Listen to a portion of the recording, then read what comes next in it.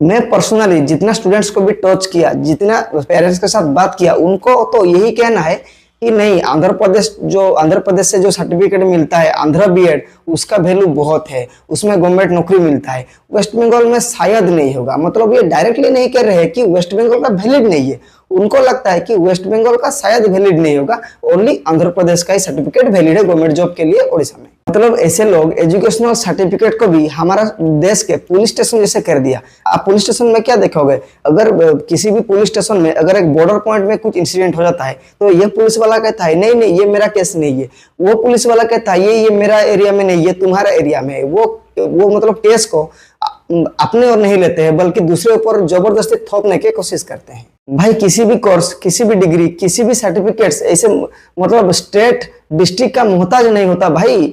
सभी certificates all India validate है। अरे भाई इंडिया का बात ही छोड़ो, सर्टिफिकेट्स इंटरनेशनल भी वैलिडेट होते हैं, लेकिन शायद उसमें कुछ लिमिटेशंस होते हैं, वरना सर्टिफिकेट्स इंटरनेशनल लेवल पे वैलिडेट होते हैं। आप अभी सुने होंगे कि किट कॉलेज में जो नेपाल का स्टूडेंट सुसाइड हुआ। अरे भाई सर्टिफिकेट का वैलिड नहीं होता तो नेपाल से लोग पढ़ने आते किट पे, अरे फॉरेनर भी पढ़ रहे हैं हमारे इंडिया में, हमारा उड़ीसा में। सर्टिफिकेट्स सभी जगह वैलिडेट होते हैं। हमारा इंडिया में तो कोई दिक्कत ही नहीं है। आप इंडिया का किसी भी स्टेट्स में अगर सर्टिफिकेट लाएंगे तो आपका पूरा इंडिया में उसे किसी भी स्टेट्स में आप यूज कर पाएंगे। लोग बोल रहे हैं कि आंध्र स्टेट में वैलिड हो रहा है, बंगाल बीएड वैलिड नहीं है, ये कैसा सोच है रे। ऐसे तो कश्मीर स्टेट में बीएड हो रहा है, तो कश्मीर स्टेट का कैसे वैलिड हो रहा है। मैं तो बोल रहा हूँ आंध्र छोड़ो, कश्मीर छोड़ो, बंगाल छोड़ो, आप झारखंड से लाओ, आप मणिपुर से लाओ, आप सिक्किम से लाओ, आप जिस कोने से भी लाओ, आप नॉर्थ ईस्ट से भी लाओ, आप जहां से भी सर्टिफिकेट लाओ, वो पूरा इंडिया में वैलिडेट रहेगा। किसी भी एजेंसी, किसी भी स्टेट गवर्नमेंट का मतलब रिक्रूटमेंट दौरान आपको सर्टिफिकेट को कोई भी हाथ नहीं लगा सकता। अगर कोई अनजाने भी उंगली कर दिया ना आपका सर्टिफिकेट के खिलाफ, तो आप एक पीआईएल फाइल कर दोगे, एक केस फाइल कर दोगे सुप्रीम कोर्ट, हाई कोर्ट में ना, तो पूरा रिक्रूटमेंट प्रोसेस ही उस जगह पे बंद हो जाएगा। सबसे इंपॉर्टेंट पॉइंट, जो लोग ये कहते हैं कि आंध्रा बीएड वैलिडेट है, बंगाल बीएड वैलिडेट है, फलाना बीएड वैलिड है, ढिंकाना बीएड वैलिड नहीं है, मैं उनसे पूछना चाहता हूं कि तुम लोग किस बेसिस पे अपना जजमेंट दे रहे हो। तुम आखिर जो रिक्रूटमेंट प्रोसेस निकला है, उस रिक्रूटमेंट के नोटिफिकेशन को आखिर ठीक से पढ़ के समझने का कोशिश किए हो जिंदगी में। चलो अभी मिलके हाई स्कूल टीचर में जो रिक्रूटमेंट होता है उसमें कौन सा सर्टिफिकेट, कौन सा डिग्री, कौन सा एजुकेशनल क्वालिफिकेशन चाहिए, उसका भी हम मिलके पर्दाफाश कर लेते हैं विथ विजुअल्स। पहले आप जान लीजिए 2022 के बाद जितना भी हाई स्कूल टीचर के लिए वैकेंसी निकला था, जैसे आरएचटी निकला था, बीच में एसटीएससी के लिए निकला था, और अभी लीव टीचर रिक्रूटमेंट जो निकला था, उसके लिए सभी में क्वालिफिकेशन तो सेम ही है। तो एग्जाम्पल के लिए हम किसी भी रिक्रूटमेंट का एक नोटिफिकेशन को विजुअल आपको शो करेंगे। मैंने इसके लिए सिलेक्ट किया था अभी जो लेटेस्ट निकला था लीव टीचर रिक्रूटमेंट, उसका विजुअल्स में आपको शो करता हूँ। पहले बात कर लेते हैं टीजीटी आर्ट्स, मतलब train graduate teacher arts stream के। टीजीटी आर्ट्स के लिए वो लिखा है bachelor degree in arts commerce. अरे आर्ट्स कॉमर्स तो छोड़ो, तुम संस्कृत डिग्री भी ले आओ ना, वो भी वैलिडेट होगा।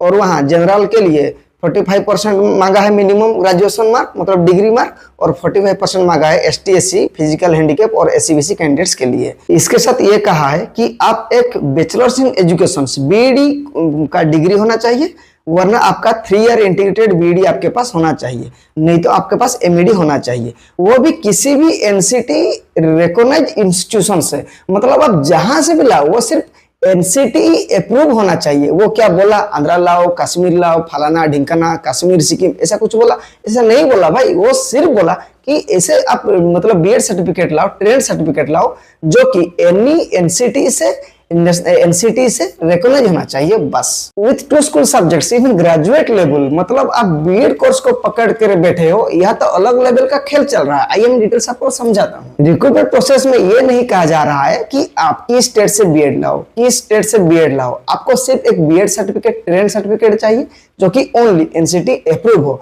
ये रिक्रूटमेंट फोकस तो बीएड सर्टिफिकेट पे टोटल नहीं कर रहा है, ये किस पे फोकस कर रहा है, आपका ग्रेजुएशन सर्टिफिकेट पे। वो बात अभी तक लोग समझ नहीं पा रहे हैं। रिक्रूटमेंट प्रोसेस कह रहा है कि in any case the candidates must have passed the bachelors degree with any 2 school subjects offered as pass, honors, elective, optional, compulsory, foundation subject out of which English, Odia, Hindi, Sanskrit, history, geography, economy, political science, Indian economy. मतलब आप यहाँ बैठ के BEd certificate का रोना रो रहे हो, BEd के लिए परेशान होकर बहुत दूर जाके आप एक सर्टिफिकेट के लिए 2-2 लाख खर्चा कर रहे हो, लेकिन ओडिशा गवर्नमेंट तो ये रिक्रूटमेंट प्रोसेस में बीडी का कुछ भी मतलब बीडी के ऊपर फोकस ही नहीं है। वो फोकस कर रहा है ग्रेजुएशन के ऊपर। मतलब जितना भी मैं आपको इस कोर्स के बारे में मतलब ओडिशा, हिंदी, इंग्लिश के जितना भी आपको समझाया, ओडिशा गवर्नमेंट कह रहा है कि इन सब्जेक्ट में से आपका कॉमन 2 हाई स्कूल लेवल में भी होना चाहिए और 2 आपका ग्रेजुएशन लेवल में भी होना चाहिए। बस ये तो था टीजीटी आर्ट्स के बारे में। अगर आप टोटल रिक्रूटमेंट प्रोसेस को आप ठीक से पढ़ोगे, नोटिफिकेशन को पढ़ोगे, तो आपको पता चलेगा सभी ऐसे टीजीटी साइंस हो जो बीटेक किए हों सबके लिए ऐसे मतलब वो एनसीटी अप्रूव पर ही फोकस दिया है। किसी बीडी सर्टिफिकेट के कौन सा स्टेट पे जरूर फोकस वो टोटली नहीं दिया है, बस वो क्राइटेरिया पे फोकस दिया है जैसे ये ग्रेजुएशन के साथ किया है। अगर ये रिक्रूटमेंट प्रोसेस में बीएड सर्टिफिकेट के ऊपर एक फोकस डाला गया है, वो फोकस है, आप वो भी देख लीजिए। बीएड सर्टिफिकेट रिक्रूटमेंट दौरान में आपको प्रोड्यूस करने के साथ इसके साथ आपको क्या क्या प्रोड्यूस करना होगा, इस पे भी आप एक नजर डाल लीजिए। Proof of equivalency from any recognised university in the Odisha. मतलब आप जिस जगह भी बीएड कोर्स कर रहे हो, आपका बीएड जो यूनिवर्सिटी, आप जिस यूनिवर्सिटी से बीएड कोर्स किए हैं उसके ओडिशा के साथ किसी भी यूनिवर्सिटी के साथ एक इक्विवेलेंट होना चाहिए, जो कि सभी यूनिवर्सिटी का लगभग अवेलेबल है। और दूसरा पॉइंट है एफिलिएशन। वो कह रहा है आप जिस स्टेट में भी जिस भी जगह बीएड कोर्स कर रहे हैं उनका एक एफिलिएशन होना चाहिए उस स्टेट का किसी भी एजुकेशन यूनिवर्सिटी के साथ, जो कि सभी का होता है। आपको सिर्फ चेक करना है जेन्युइननेस, बस। थर्ड पॉइंट है आपका, वो बोल रहा है कि आप जो कोर्स कर रहे हैं वो एनसीटी अप्रूव होना चाहिए। लेकिन मेरे जो पर्सनल नॉलेज है, आप एक बात समझिए, अगर किसी भी स्टेट का किसी भी एजुकेशन यूनिवर्सिटी अगर एक पर्टिकुलर कॉलेज को एफिलिएशन दे रहा है, मतलब उसका एनसीटी अप्रूव जरूर होगा। विदाउट एनसीटी ही अप्रूव कोई मतलब विदाउट रिव्यूइंग, विदाउट वेरीफाइंग कोई भी एजुकेशनल इंस्टीट्यूशन वो अपने स्टेट के किसी भी कॉलेज को बिना एनसीटी अप्रूव होने पर थोड़ी एफिलिएशन दे देगा। ये तो कॉमन है। आप थोड़ा बात का गहराई का समझो। इसके साथ आपका OSSTT का क्वालिफाई होना जरूरी है, मैंडेटरी है, जो कि एक कॉमन फैक्ट है। इससे आपका बीडी का रिकॉग्नाइजेशन यूनिवर्सिटी के साथ कोई भी लेन देन नहीं है। इतना लंबा वीडियो देखने के बाद आपको ये क्लियर आइडिया अभी हो गया होगा कि सर्टिफिकेट का वैलिडेट क्या होता है। एक ही कहना है, हमारा देश में सर्टिफिकेट किसी भी स्टेट वाइज डिवाइड नहीं होता है। आप जिस भी जगह एक मतलब सर्टिफिकेट कमाओ, अर्निंग करो, कोर्स करो, वो पूरा इंडिया में वैलिडेट रहता है। वो दूसरा स्टेट गवर्नमेंट का रिक्रूटमेंट होता है जो कि वो अपने क्राइटेरिया सेट करता है। सर्टिफिकेट को वो नकार नहीं सकता। बस क्या होता है, तो ओडिशा गवर्नमेंट का फोकस है कि मतलब आउटसाइडर आके ओडिशा में हाई स्कूल टीचर ना करे, इसलिए उसको क्या क्राइटेरिया किया, वो ये क्राइटेरिया किया। वो मतलब ऐसे नहीं बोल सकता कि उस स्टेट का बीएड वैलिड नहीं है, वो ऐसा इलीगल है। अकॉर्डिंग टू सुप्रीम कोर्ट वो पूरा इलीगल है। एजुकेशनल जो भी रूल है, आर्टिकल है, वो इनवैलिड है। लेकिन वो क्या किया, वो ओडिशा गवर्नमेंट का भी चाहना है कि वो किस तरह दूसरा स्टेट के जो बंदा है उसको कौन चांस दे ओडिशा में हाई स्कूल टीचर के लिए।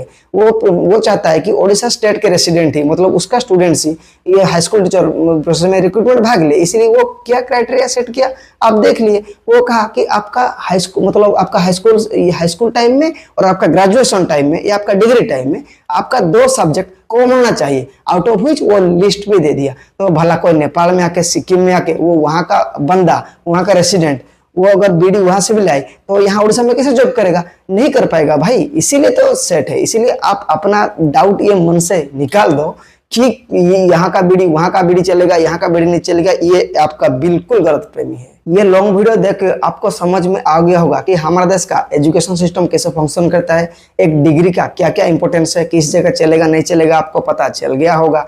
अगर आप बीएड कोर्स करने के लिए अगर आप मतलब आप आंध्रा जाना चाहते हो, अगर आपका मन है, इच्छा है, तो आप जा सकते हो, वो आपका पर्सनल मैटर है। लेकिन अगर आप बोलोगे कि आंध्रा का बीएड डिग्री वैलिड है, बंगाल का वैलिड नहीं है, झारखंड का वैलिड नहीं है, तो आपसे बड़ा मूर्ख इस दुनिया में कोई भी नहीं है। इसके बावजूद भी बहुत लोग कहते हैं आप एग्जाम्पल दिखाओ। अरे भाई एग्जाम्पल क्या देखना है तुमको? तुम तो देख ले रिक्रूटमेंट प्रोसेस, ओडिशा गवर्नमेंट का नोटिफिकेशन, मतलब तुमको जिस पोस्ट में नौकरी करना है उसका क्राइटेरिया, उसका नोटिफिकेशन, एजुकेशनल क्वालिफिकेशन तुमको दिखा दिया।